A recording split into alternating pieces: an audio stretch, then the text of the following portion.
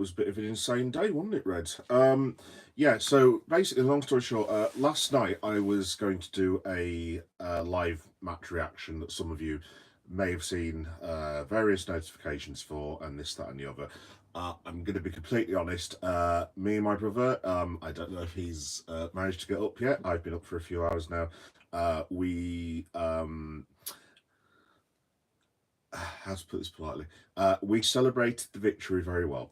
And yeah, long story short, I felt I took an editorial decision and felt it wasn't entirely appropriate to be doing a live stream at that point, shall we say. We'll just leave it at that. But yeah, so yeah, I'll just review a couple of bits and bats, what happened in the match, just for about half an hour, 20 minutes or so. Feel free to get involved in the chat. If you haven't, because obviously I've not advertised this or anything. If you don't see it live, it'll be on as a video at some point later on today. So just put your feelings about the game or whatever in the comment section as given. So yeah, basically the day started. This is before the actual football got started. The day started with news that Ben Doak is, well, I'm sure where we are in negotiations at the minute, but long story short, Ben Doak is in negotiations, according to The Guardian and reposted by Romano, for a permanent transfer to Bournemouth. Of all teams, ironically enough. So I actually put on Freds and Blue Sky jokingly, but then I actually got really worried. Like, I just really hope Liverpool are not so stupid that they would have transferred Doak on the day of the game and said, yeah, he can play, that's fine. Because I was just like, that, if last minute equalised from Ben Doak when he was actually at the training ground this morning would not be remotely funny. Happily, that did not happen, so that's cool. But yeah, so Ben Doak going for 25 million quid. It's not been confirmed as of yet, but as far as I know, he's in negotiations and stuff. So, what do I think about it? I think it's probably quite a decent move, to be fair. I mean, 25 million quid for a lad that's played, I don't know, what, 10 senior games of football, possibly at a push.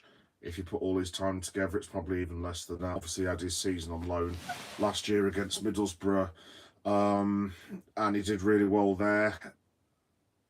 Can you turn down 25 million quid for a lad that's barely played first team football? Probably not. I'm a bit disappointed that he hasn't been kept, if I'm being completely honest, because I think he's got very, very high ceiling, Ben Doak, and I would very much like him to have a buyback clause. I don't know if there will be a buyback clause or anything, but you would imagine that they'd insert something like, because after all, lad's only like 19 years of age, so you would have thought there'd be a buyback clause of some description, but yeah, obviously we don't know until the transfer's gone through. So yeah, Ben Doak, for all intents and purposes, has gone. So as I usually do, Ben, just best of luck, mate. I'm sure you'll have a fantastic career. And if you don't come back, you don't come back. But I have every confidence that you're going to go smash it. So just all the best in the world to you, mate. I hope you have a fantastic career. Why are we still? Oh, hi, Johnny. Yeah, I'm going to get on to... Don't worry, I'm going to get on to that in a minute. That's point number 3.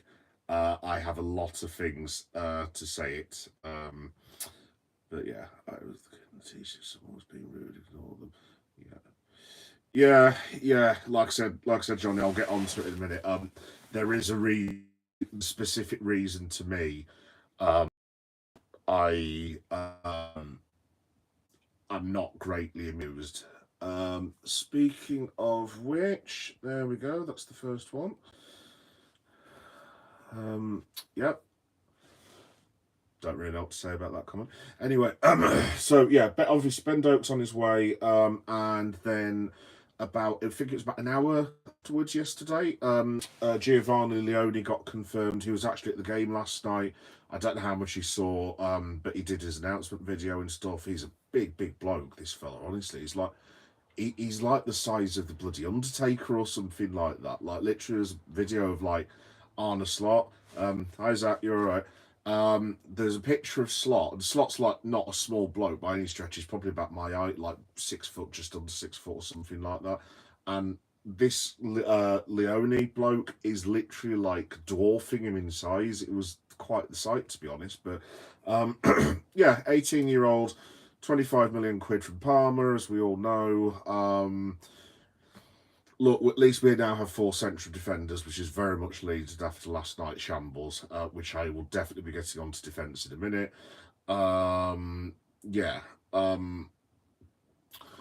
Hopefully he'll be good. I don't know how much he's going to play, but obviously you've got Joe Gomez now, you've got Leone, you've got Canate, you've got Endo as a backup, and you've got Virgil van Dijk. So I'm a hell of a lot happier with this. I'd still want I still want Mark A, like, or anyone, quite frankly. Once we get 6 central defenders with Endo being the option as the 6th, then I will be more than happy and I will stop panicking, basically. I know technically we've got 6 if Andy Robertson can play at centre-back, but I'm sure most Liverpool fans on the stream will agree. I do not wish to see Andrew Robertson at centre-back for an extended period. As much as I love Robbo and he's one of my favourite players of all time, I would prefer that he was not at centre-back, but that's just me. Right, so as my good friend Johnny has just said, yeah, I'll get on to in a minute. Yeah, definitely not, mate, definitely not. I'm going to get onto the game in a minute, I promise, but I need to get this off my chest, basically. So the Antoine Semenyo thing yesterday was very, very difficult for me, not for the obvious reason. So some of you who subscribe to me and have heard me waffle on about this before and have seen my videos and footy videos will know, if you bear with me a second, that I am in fact half Ghanaian. So that is the national flag of Ghana. That was given to me by my late dad, who is no longer here, basically.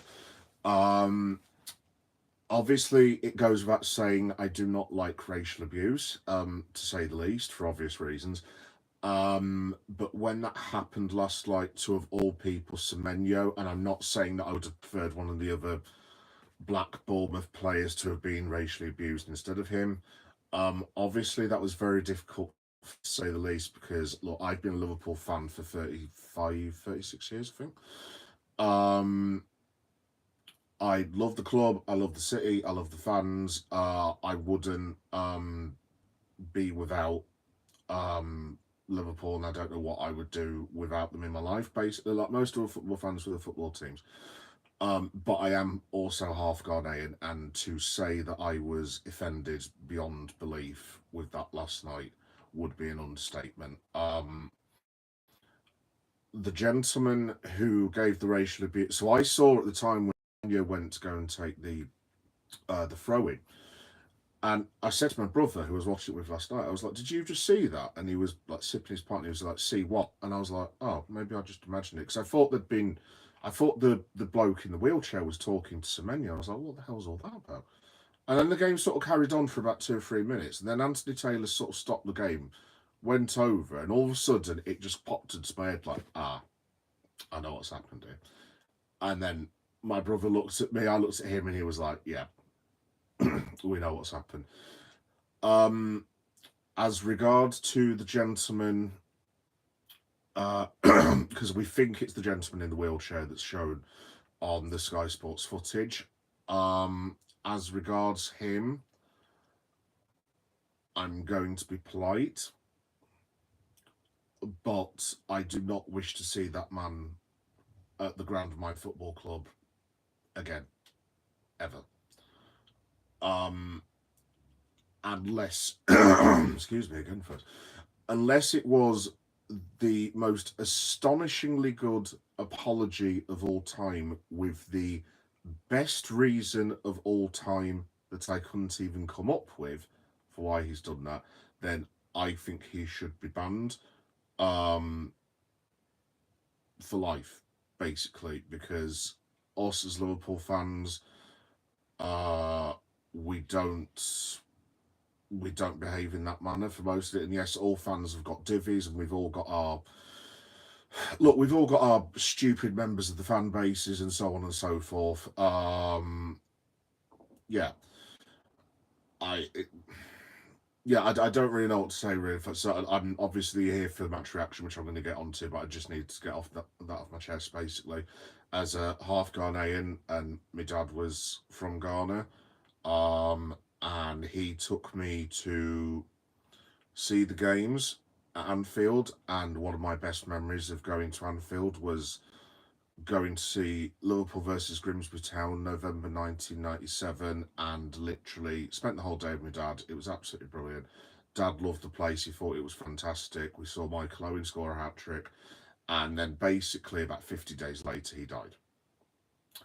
So, um, to say I take, I mean, my dad was Ghanaian, obviously, so to say took huge offence to that yesterday would be an understatement. But um, I'll leave it at that, but it's not on. It's completely unacceptable. We constantly get these things where we're being told always the victims, it's never your fault. People doing Hillsborough chants, blaming us for what happened in Paris, taking the mickey out of the horrendous thing that happened to Diogo, which is now happening more and more if you look on social media, which is disgusting. Um, all sorts of things that the Liverpool fans have been blamed for over the years, and we've always shown great dignity and courage in that.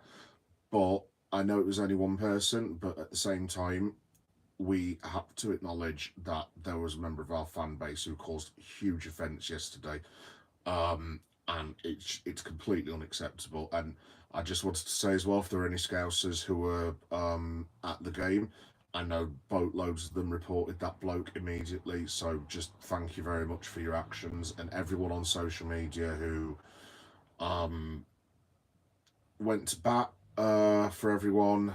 Um, yeah, just thanks. It's nice to know that you're being backed up in that sort of thing. And to my countryman Antoine Semenyo, true bravery yesterday. True bravery. And it's brilliant that you play for my national team, and I hope you go smash it at the World Cup. And Antoine, and you did not deserve that because you're a fantastic bloke and a great football player. Anyway, I'm going to shut up about that now. Yeah, yeah, it wasn't good. I was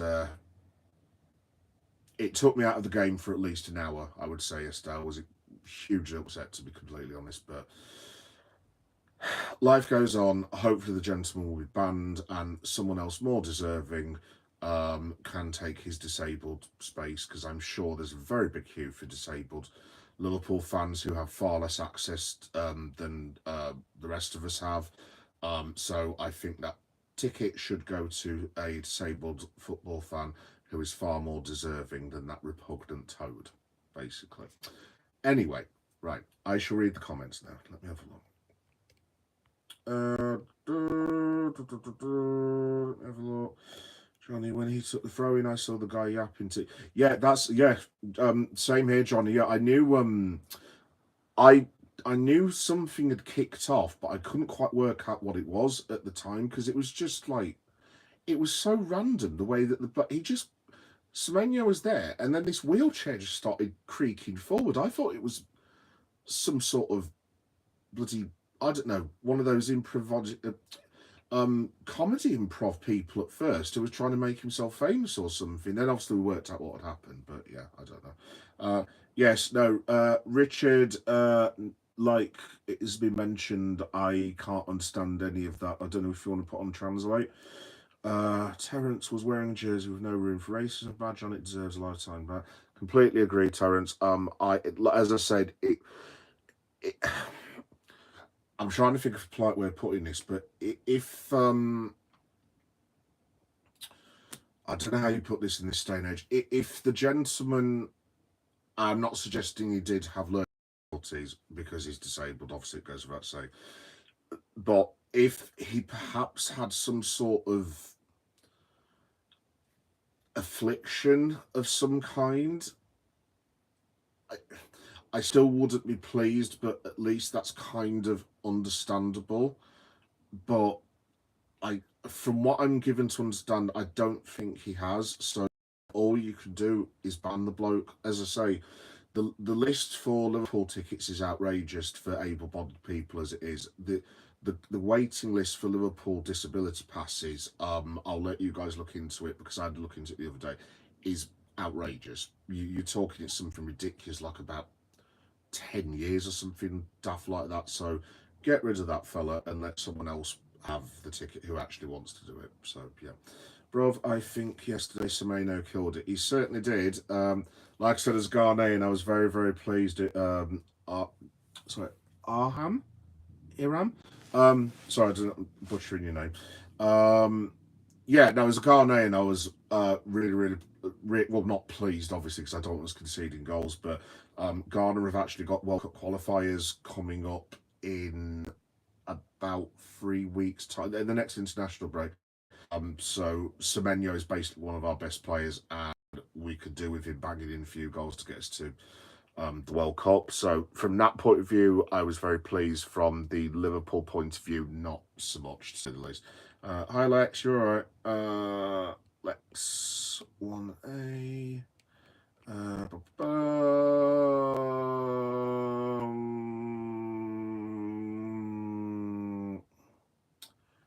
Yes, of course we do. The Blue Baron. That's fairly common knowledge. I don't really understand what your point is, Well, your countryman. Oh dear. Right, let's get rid of him. There we go. Yes. Semenyo handled it perfectly, in my opinion, just laughing it off what I got. Yeah, no, he's great, wasn't he? Absolutely great. I was really, really pleased with his reaction, Johnny. What about if the gentleman is an old gentleman who was encouraged to say things like that because they're undereducated from a different time? I'm just trying to say if he's older than I. It could well be. It could well be. Who knows? I mean, we don't know. We don't know, Johnny, do we? At the end of the day, we'll have to wait and see, mate. I mean, I've tried to have a look this morning on the news. There's no other details that I could find when I first got up this morning, but obviously that was like a few hours ago now. But I'll try and have a look later. But to be honest, frankly, I just want to forget about the whole thing. To be completely honest, apologies by the way about that. Very strange blue Heysel person, but I think I could take an educated guess that he was probably a fan from the other side of the city. But yeah, like he is gone now. So right, so to the actual game, 18 minutes later. So what I've done with my trusty notepad, there you go. I've just done a positive and negative for what happened yesterday. And to be completely honest, there are, I think, the negatives double the amount of positives for the game. Look, to be honest, opening thing, I did not think we played very well yesterday at all. It was better than the Crystal Palace match. I take that. I thought the first 20 minutes we were pretty atrocious. Bournemouth were, I wouldn't say they were cutting us to ribbons, but Bournemouth definitely had. I think they had a chance at the back stick. I can't remember now. I don't. I think we had a Mo got one tipped over by their keeper, Petrovic, whatever his name is. But other than that, nothing really happened. Then obviously the Semenyo incident happened. That kind of broke the game up. Then both sides had it like 50-50. And then after that, I think Liverpool sort of took over a couple of minutes before Ekitike scored the goal. Yeah. And then towards half time, I thought that we were pretty much on top, and I think we had a chance just before we went in at half time. I can't remember who it was. It might have been Gakpo or something like that, but we had a chance and basically messed it up. But I think had we gone in 2-0 at half time after Bournemouth had done all that work, I think that might have dispirited them. And then obviously had we scored after the break, I mean 3-0, then obviously there's no coming back from that. So but then start the second half, I thought actually, to be fair, the start of the second half was pretty decent. Reds came out, we had loads of chances. I think Gakpo had a couple saved. Mo had one saved. Ekitike missed a excuse me, Ekatike missed like a header, and then obviously we got the goals. Beautiful finish by. So I should just say the Ekatike goal, by the way, was that was class. This lad looks very very good. I mean, who the hell's Alexander Isak? You know what I mean? Do we actually even need this bloke? Yeah, obviously, look, I am joking. Obviously, if there's a chance to sign Alexander Isak, I'm all over it. But if Ekatike keeps this up, maybe there's more important areas to strengthen the team. I don't know. But yeah, Ekatike's finish was class. Gakpo's finish, he basically cuts in for the right wing, does the usual thing where he beats a couple of people, and you can see what he's doing. But I don't know why, but the defenders in the Premier League just they can anticipate what he's about to do when he starts cutting in, but they just can't seem to stop him. And I just thought Gakpo was going to absolutely welly it into the top right hand corner, but he just sort of passed it. It was like something that you'd see on a snooker table. It was just like a kiss of the ball, basically, and it was yeah, it was an absolutely beautiful finish. And at that point, I think it was what the 57th minute or something like that. So Liverpool 2-0 up, and you think to yourself, well, 2-0 dangerous, but I mean 2-0 against Bournemouth, half an hour to go. Red's playing all right. That should be enough. Then basically it kind of went really wrong because Arna made a couple of substitutions. I'm not blaming Arna for the subs, but you could tell it really threw off the team's formation. So Joey Gomez, which was positive, came back.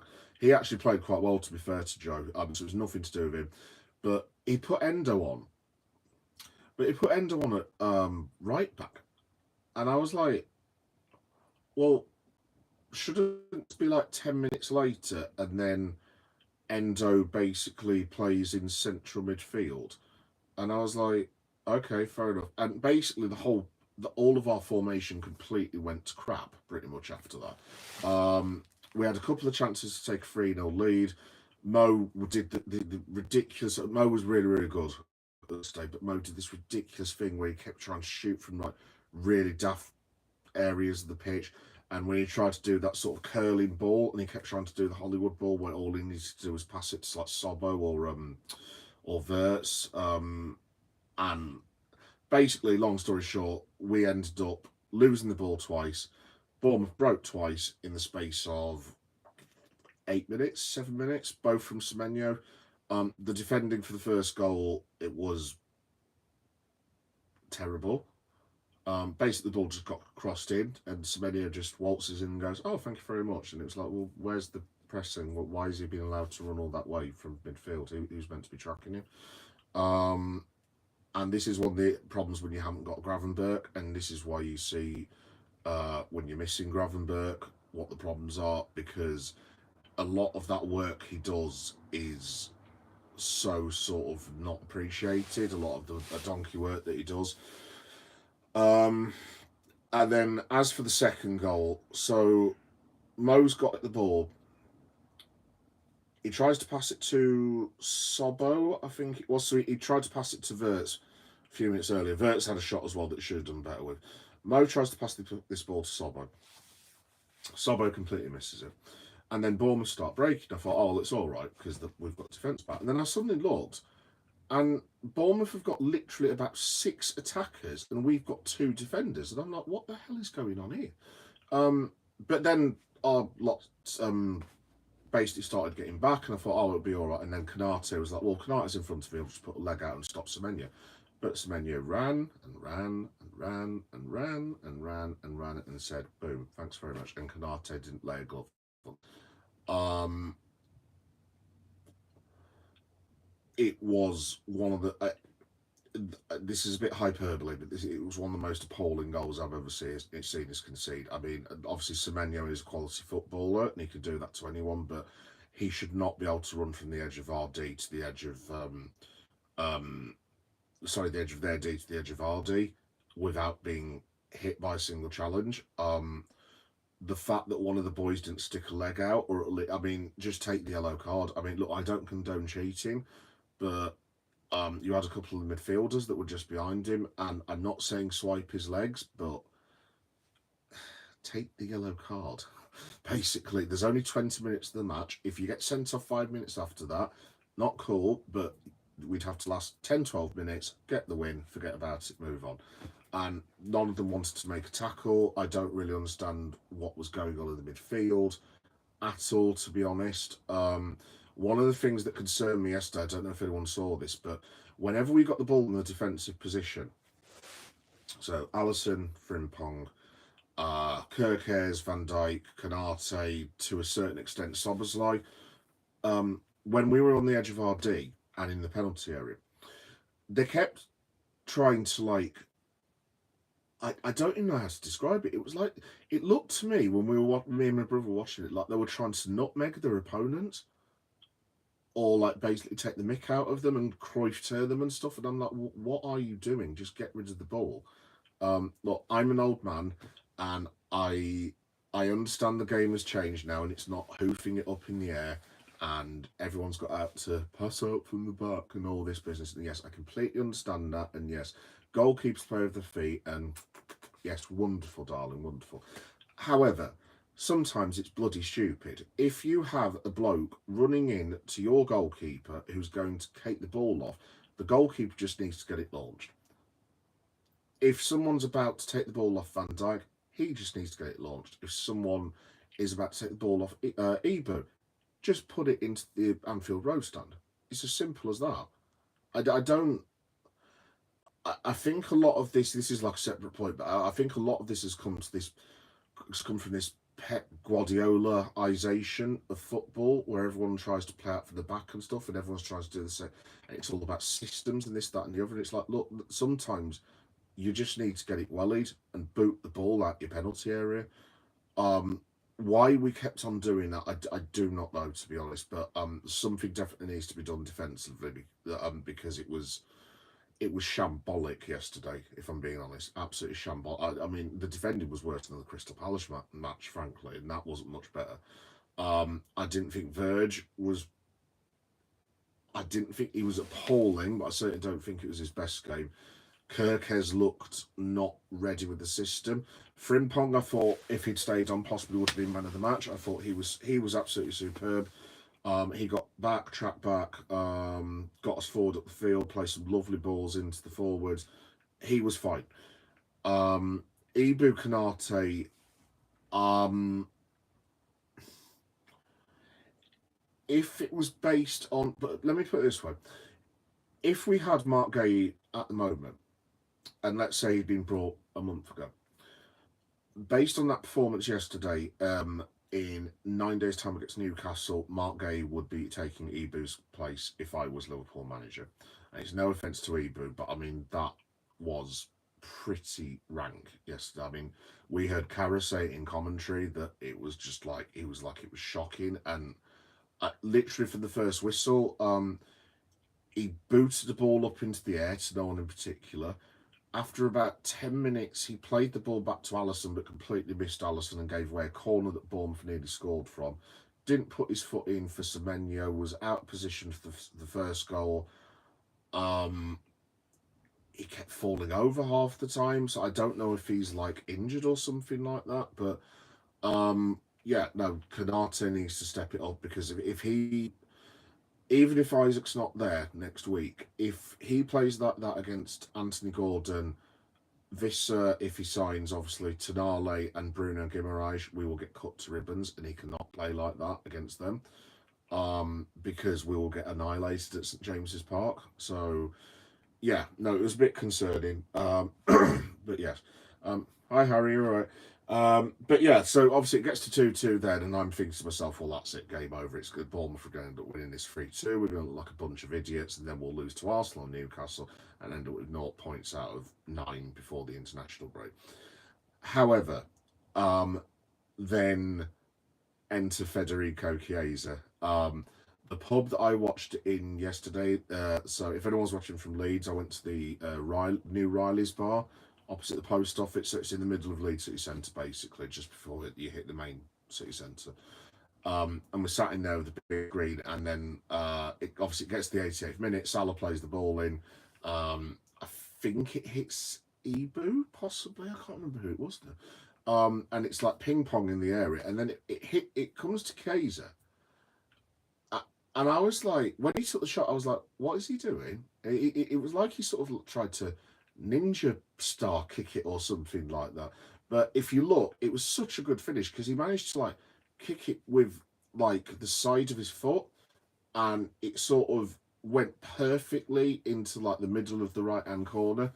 And I mean, there was bedlam in the boozer where I was at, but Anfield, like you could just see people going absolutely mental. I've never seen it pop off like that before on like live TV. Well, I have, but I mean that was like sensational. Like the release from it was just amazing. Me and my brother are like celebrating. There's pint glasses going all over the place in the usual business. But yeah, I'm delighted for Federico. It was a superb finish.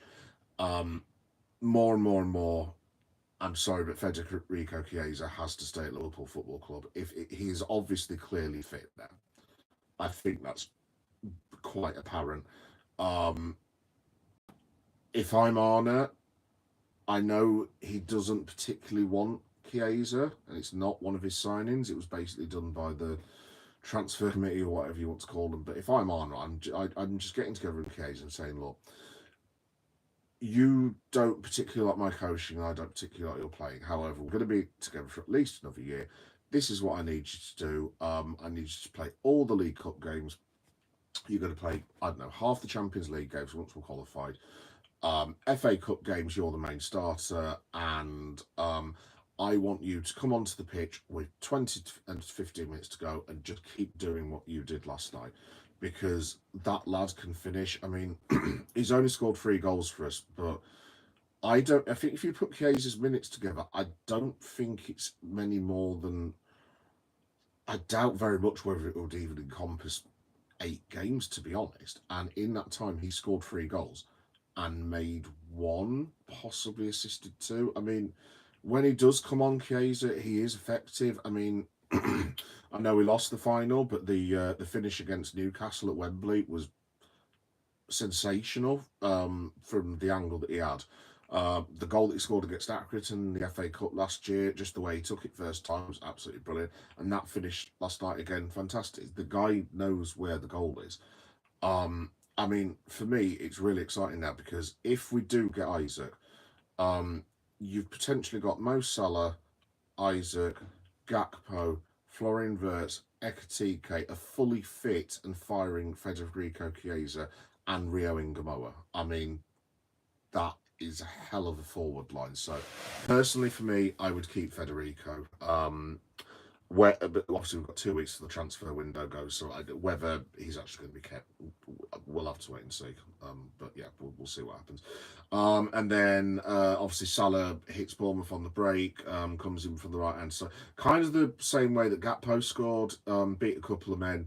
And then again, kind of like Gakpo just placed it. That's what I liked about the finishes last night. If you look at all 4 of them, that there were such well placed finishes, absolute touch and technique on all 4 of them were absolutely superb. So, yeah, let me have a look.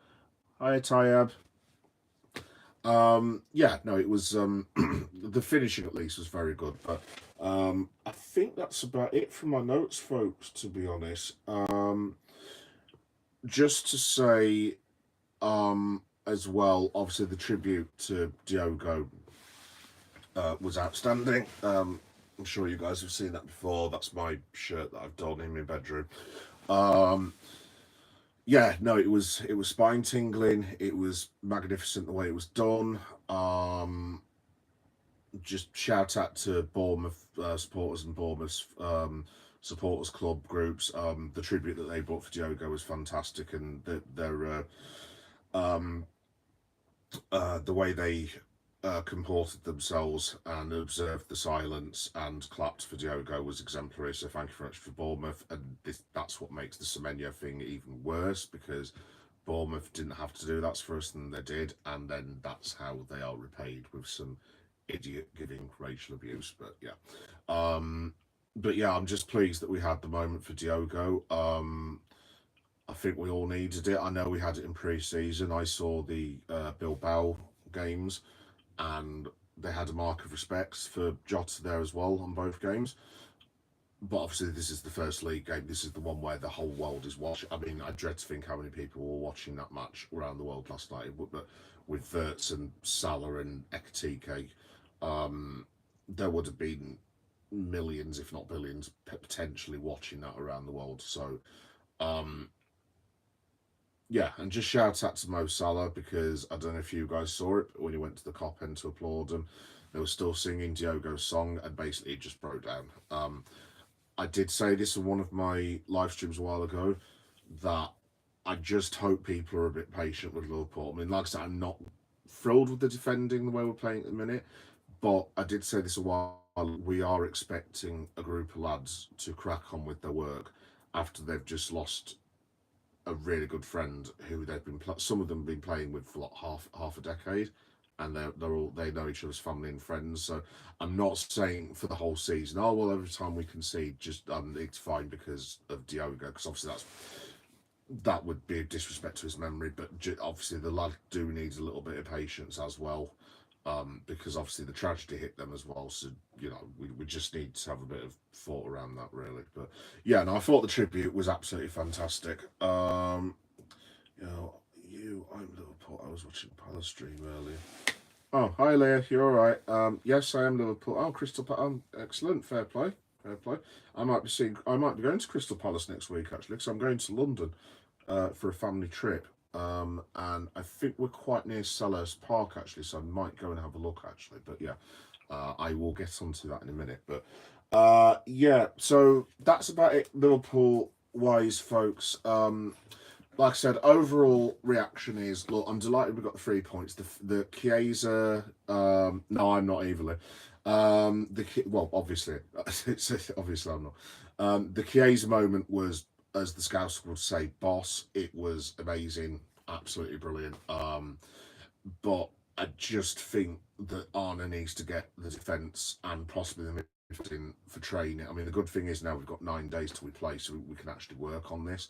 But if for some reason Isaac did play against us, if he hadn't been sold to us, if we play like that against Isaac, Anthony Gordon, Tonali, and Bruno Guimaraes, they will rip us to pieces, as in rip us to pieces. So that definitely needs to be worked on as quickly as possible. So yeah, I hope the lads can get a decent week of training in. We can all sit back now, watch the Premier League, which has started this weekend. I think it's Villa Newcastle at the minute. I'm going to go and check on that score in a second, because I have no idea what the score is. But yeah, yeah, things to work on for Liverpool, but delighted we've got the 3 points basically. So like, I think it basically getting into the international break, if we can get 7 points, i.e., beat Arsenal. Hi Mo, you're all right. Nice to see you again, mate. If we could beat Arsenal and take a point from St James's going to the international break with 7 points, I would take that right now, and that would be fantastic. But I probably would take 5 because it's Arsenal and Newcastle. But like I said, we don't know how Arsenal are going to react if they lose to Man United, and they've got quite a hard start as well. I think Arsenal have got United at home and Villa away. Villa United away. Is it Villa at home and then us away or something like that? I think Newcastle have got quite a different thing as well. So yeah, we'll have to wait and see what happens with all that. But yeah, hopefully we can do the business at St James's.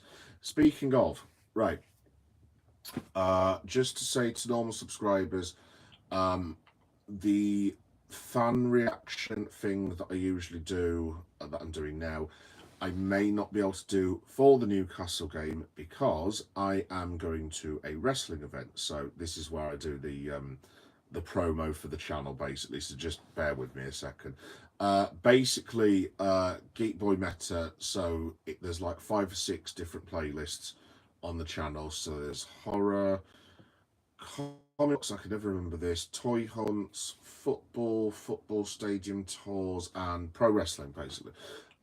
So if anyone's a pro wrestling fan for some reason on the stream, I am going to see AEW Forbidden Door, not this Sunday, but a week on Sunday, basically. Long story short, I'm going to be in London for a couple of days. And I'm travelling back quite late at night, and I'm actually going to end up missing the Newcastle match. So I don't know if I'll be able to do a live stream. I will probably be uh, I will probably be back in time, if I can even say the word, to do a Monday Night Raw um, live stream. Because yeah, I should be back about 12:30, so I should get back for Raw. But I might not have time to do the Liverpool thing, so I might have to do a reaction the day after, if you see what I mean. So yeah, I've got AEW Forbidden Door coming up, so there'll be a vlog, reaction from the O2 Arena, shorts and of all the matches and so on and so forth.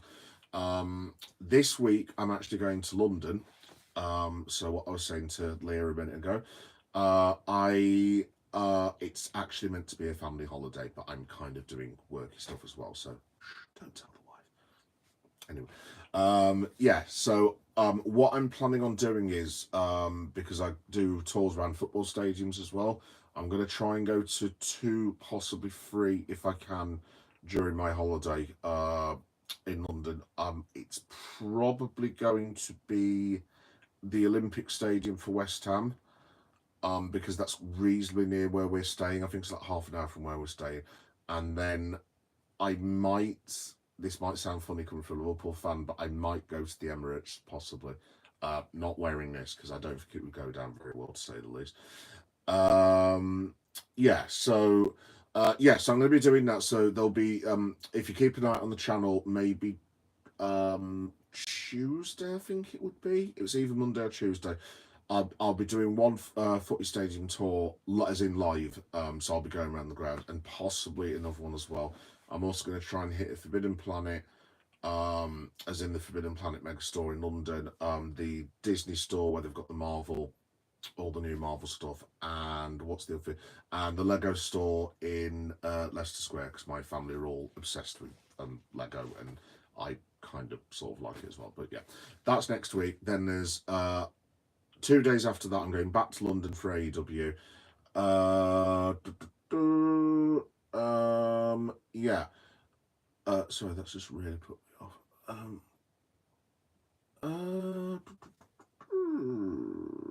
Yeah.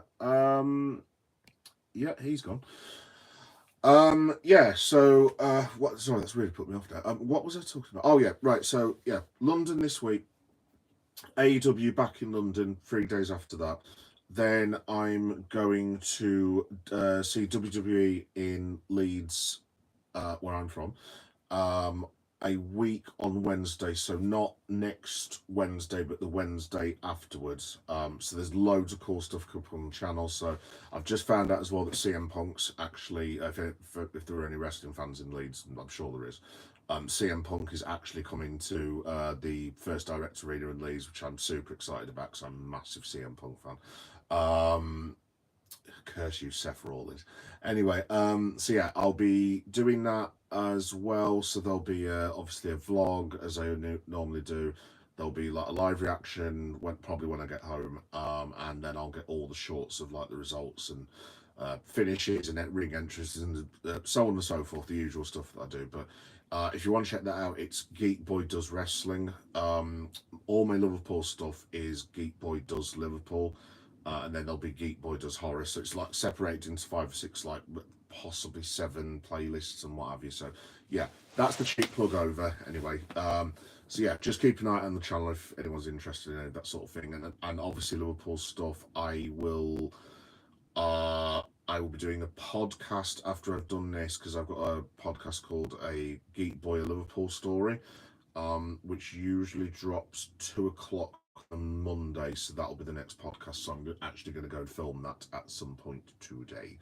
So yeah, just keep an eye on Monday, and then if I can't do live reaction for Newcastle, I will be doing it probably the day after. But it might be at the night time, so it might be like Tuesday night kind of thing, the day after the game, if you see what I mean. And then I should be able to do one after the Arsenal match, as far as I'm aware. But again, it might have to be like sort of 9 or 10 o'clock, because on that day, I've completely got to say, I'm going to York Comic Con. So for any of the geeks out there, because I know there's quite a few that follow me, yeah, I'm going to be doing like a live stream of a comic York race course. It's like it's one of the biggest ones that they do in West Yorkshire, basically. I'm sorry, West York. I'm sorry, Yorkshire. It's really really cool. It's a really cool event. There's loads of people dressed as Daleks and monsters from Silent Hill and Galactus and Darth Vader, daft things like that. So, but also very cool daft things. But yeah, that's going to be on the. That's funnily enough, that's on the same day as we. Yeah, that it's going to be very busy the next couple of weeks. Very very busy. But I'm here for it, and I can't wait. It's going to be very cool. We're actually going to London tomorrow at I think it's 8 o'clock or something in the morning that my missus decided to get us all on the train. So yeah, we're all getting up at 5:30. So yeah, really looking forward to that. It should be wonderful, fantastic. But yeah, just keep an eye out on the channel, folks, and there'll be lots of cool stuff coming up and lots of Liverpool stuff coming up. So yeah, let's have a look. Leah, what do you think about Isaac not at the Reds yet? To be honest, Leah, I'd imagine it will still go through. I think the delay. This is just my opinion because I have no, I've got no insider knowledge, obviously, but I would suspect that the reason that there is now the delay, I think the clubs have already agreed a fee. That's just my opinion. I think they've already agreed a fee, but I think they're trying to save face. Um, and basically, Newcastle have just said, look, we need to put the boot into Isaac a little bit more to make it look like we've actually done all we can to keep him. And Liverpool have probably said, right, if that's the case, we do not want him playing against us a week on Monday. I think that game is possible.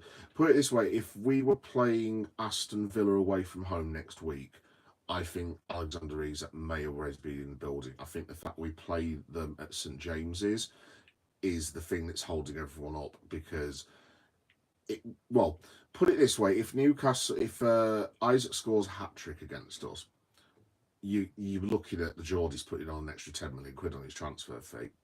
Um, if he scores against them at St James's Park at the moment, given the relationship between Isaac and the fan base, I mean, the players will be looking to get out of the bloody stadium. So I'm just wondering, to be honest, Leah, whether that's maybe the reason why they're delaying it. I mean, like I said, I don't know if that's true or not, but that's just that would be my guess, basically. Also, as well, obviously, I'm not naive. I'm, like I said, I'm in my mid 40s. I know how the world works. I know how football works, and blah blah blah blah. I don't think Isaac's behaviour has necessarily been great. I don't think Newcastle are telling the entire truth about the whole thing, but at the same time, refusing to come in and do your job when you're getting paid highly well for it is not a great look. And it does make me wonder, like, if Isaac gets, let's say we give him a 5-year contract, and he'd still be what, I don't know, 28, and then all of a sudden Real Madrid comes calling. I mean, what's going to happen? I mean, if he's like this for them, if Madrid come calling for him, so in a couple of years' time, are we going to be the next one who does this? That's kind of my concern. Yes, I know obviously that's the thing that happens when Madrid come calling, but it does. It obviously is fantastic football, and I think he's the best striker in the world at the minute for me. But it does raise some concerns, if I'm completely honest. Is all I say. Do you think he's coming? Well, I've kind of answered that now, haven't I? Yeah, no, after. Yeah, definitely, definitely, definitely. Honest, la la la la la. Yeah, yes, mate, yes, mate. Um, yeah, cool, nice one, folks. Right, I think that's probably it for me now. Right, I'll just answer this one last one from Leah. Actually, no, I'll answer the. Oh, loads of people coming on now. I'll answer a couple more, folks, and then I need to actually go and do stuff with my son, who is playing Minecraft, and I dread to think what else he's doing at the moment. So, let me just have a look. Right, Leah, do you think we're winning the league again? I don't know, Leah, to be honest. Look, I know everyone's getting really excited, but I've always been a bit of a pessimistic Liverpool fan, and because like obviously it's changed now because we've won 2 league titles in 5 years, so we have now won leagues, we have now won Champions Leagues, but I've still got that 90s thing in me where I keep expecting the whole thing to come crashing down and turn back into a disaster area again. And I know it won't ever be like the 90s probably again because of how well Liverpool Football Club is run, and the players that we've got. But I still have that thing. Excuse me. Look, let me put it this way. So I've been a Liverpool fan since 1990. So that's what, 35 years. And in that time, believe it or not, we've won trophies the year after each other. So say a League Cup and then a Champions League, or an FA Cup and then a league or whatever. We've never won the same trophy the year after in all that time that I've been a Liverpool fan, ever. Swig a walk for the working man.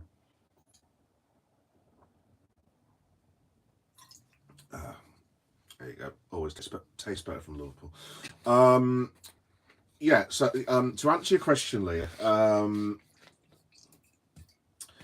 I think we can win the league, but I haven't predicted us to win the league. I've actually gone for, and this is based on nothing, so it's just me being paranoid. I've actually gone for City because they cannot possibly be as appallingly horrendous as they were last year. But there is kind of a caveat with that because I don't think we're going to win the league.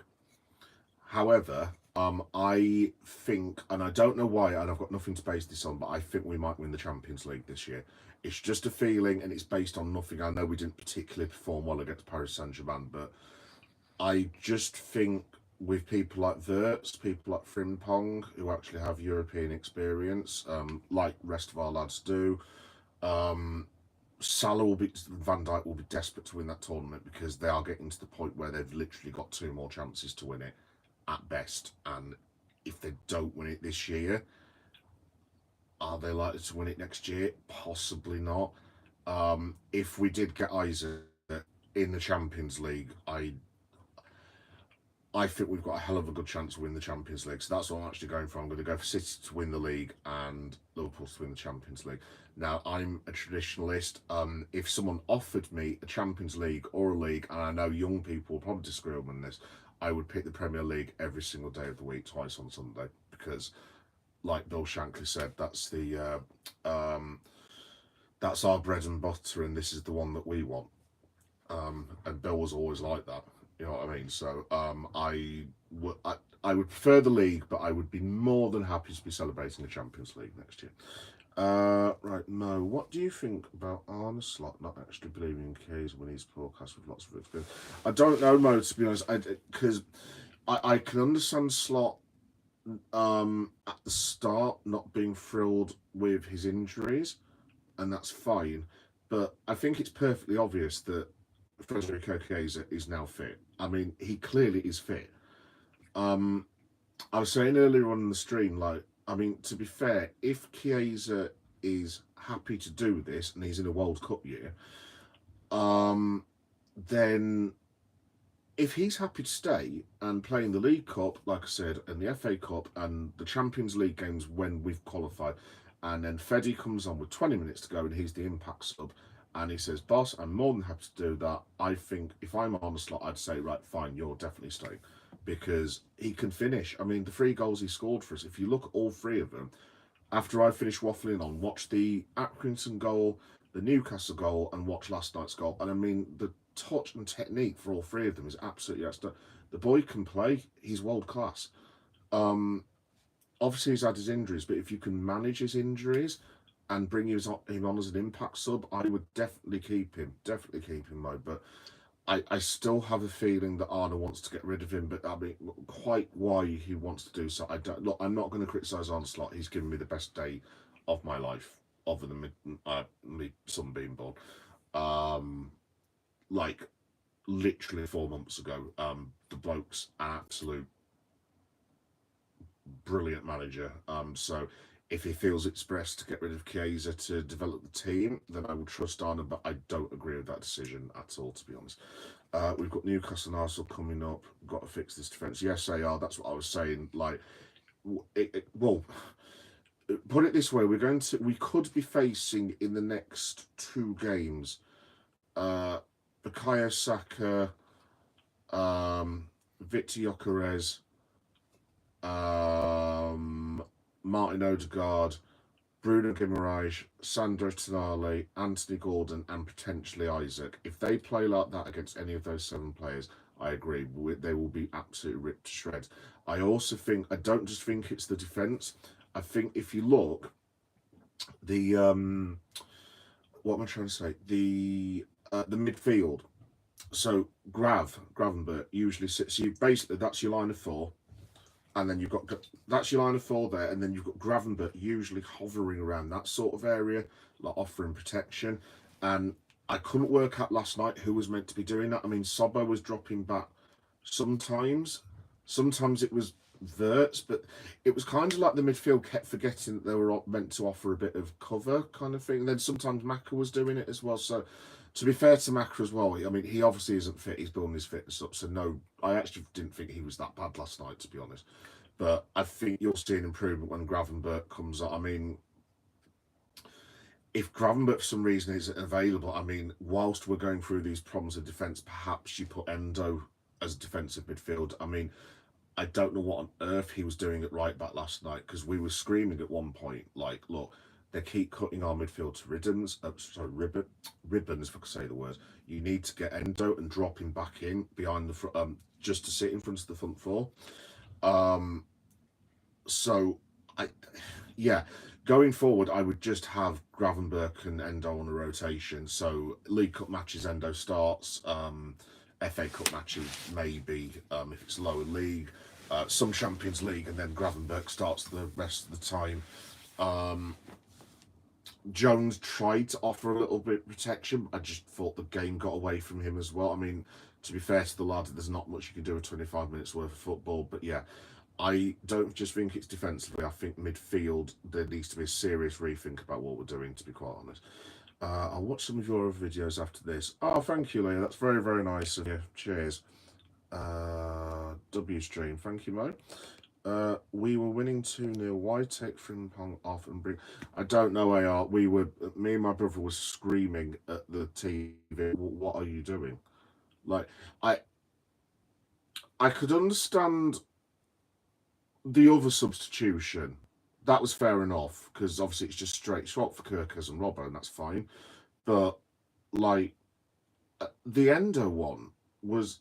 Personally, what I would have done is I would have put Curtis Jones at right back, because he can actually play right back. If you look, he's done it 2 or 3 times now, and I think he's been very, very good. I think he did it against Everton. He was absolutely superb.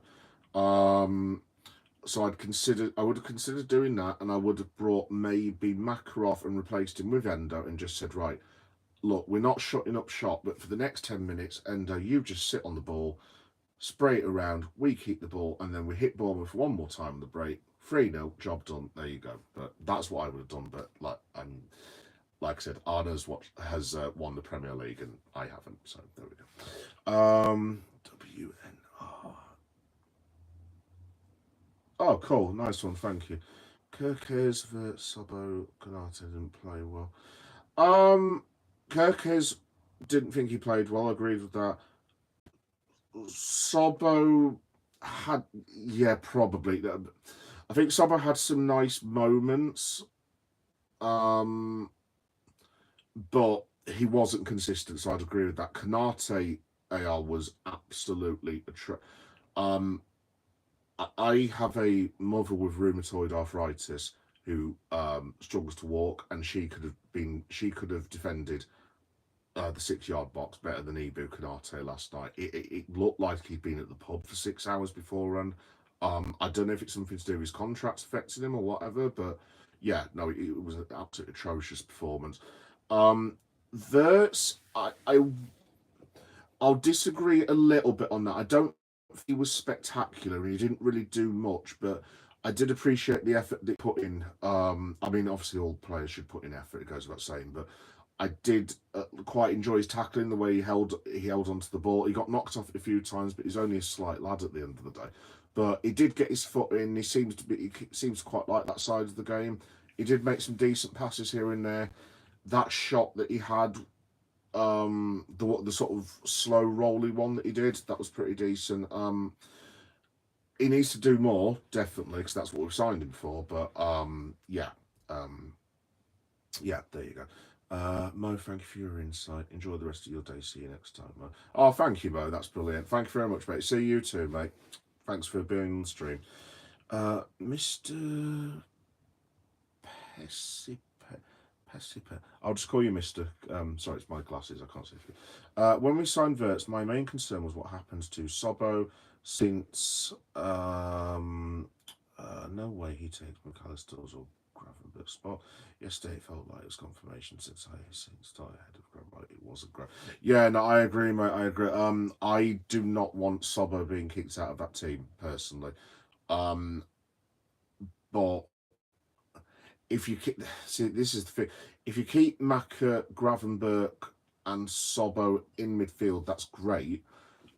But can you put Verts behind a front two?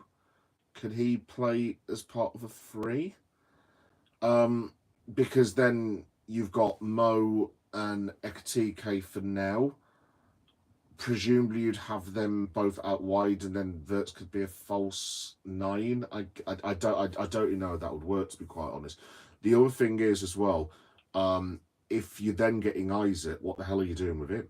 Like, because Isaac would have to play.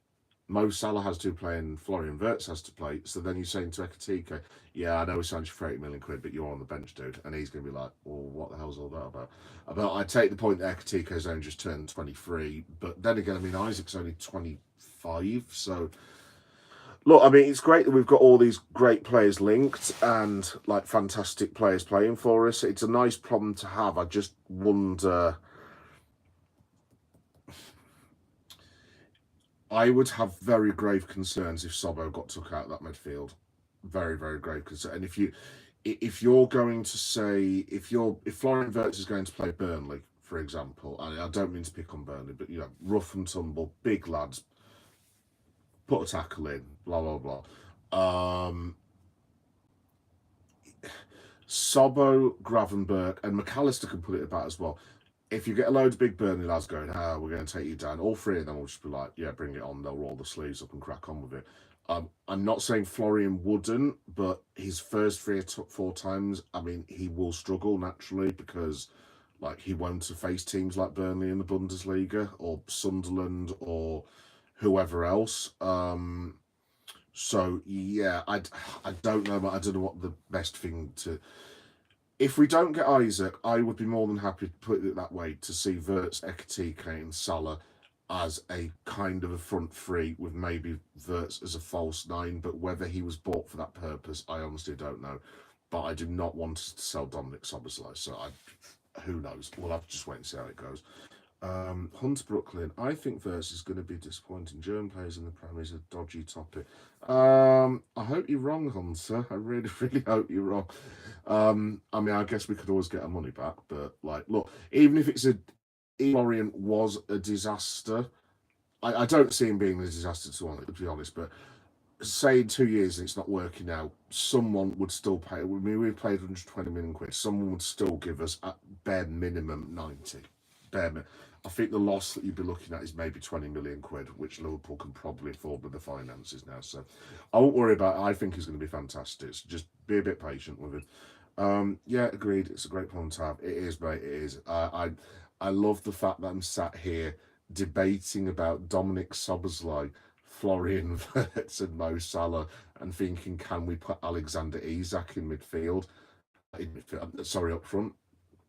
Whereas about 15 years ago, I had people like Milan Jehanovic and Danny Wilson and Joe Cole playing for us under Roy Hodgson. So, yes, it's been quite the turnaround. Yeah, folks, right, I'm going to head off now. Thanks, everyone, for watching. It's been really great chatting with you all. I'll be back on with a podcast on Monday, and then next time I go live, there'll be no Monday Night Raw this week if you're a wrestling fan. I wouldn't have thought because I will probably not have time to watch it.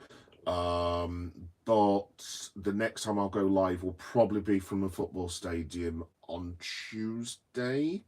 So, like I said, it's either going to be Arsenal, Tottenham, or West Ham.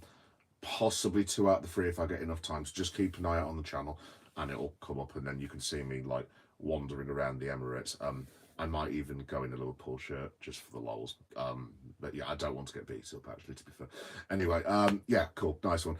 Thanks everyone for watching. Thanks all for the support. I've loved chatting with you all. And I will see you all next time for another Liverpool live streaming thing. Right, see you later, guys. Have a great day. Bye-bye.